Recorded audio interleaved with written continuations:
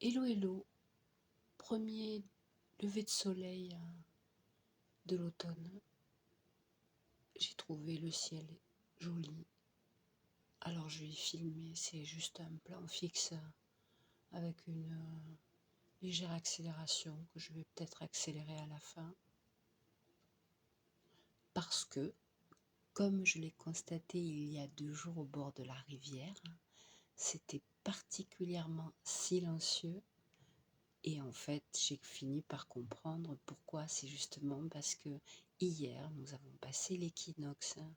Et c'est comme quand il y a des éclipses, comme nos grands-parents, papy et mamie Cro-Magnon, qui ont fêté le solstice d'hiver parce que, inquiets de voir les jours se raccourcir, ils devaient se dire mais jusqu'où ça va aller.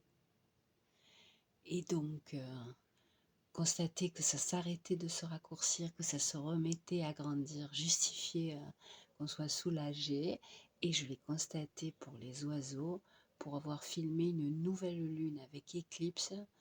J'avais attrapé le moment où c'était totalement silencieux et passé l'éclipse 2-3 heures après, les oiseaux se remettaient à piapiater, version bon, ça va. Le danger est écarté. Je fais long sur les oiseaux, mais pour moi c'est important. J'aime beaucoup les étudier et les filmer. Et une des choses qui m'impressionne beaucoup, c'est à quel point justement ils vivent en fonction de la météo, des heures, des saisons, tout ce qu'il y a de plus normal. Alors le blabla va s'arrêter. Je vais juste vous lire 2 sentences de Mengzi, un philosophe chinois confucéen. Et puis je m'arrêterai là, je n'aime pas beaucoup ma voix quand je lis. Comme il y a peu de son sur cette bande, je pense que je finirai par la raccourcir et en faire une beaucoup moins que 8 minutes. La bonne journée.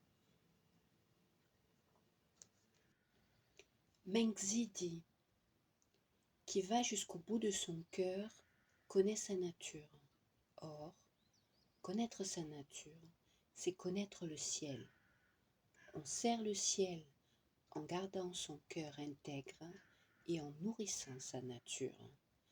Indifférent à une vie courte ou à une vie longue, on façonne son propre destin en cultivant sa personne jusqu'à sa mort.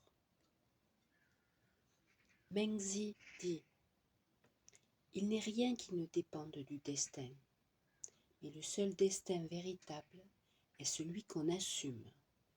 Aussi, qui comprend le destin ne se tient pas au pied d'un mur chancelant, a accompli son véritable destin, celui qui est allé au bout de la voie, mais non pas celui qui meurt dans les fers.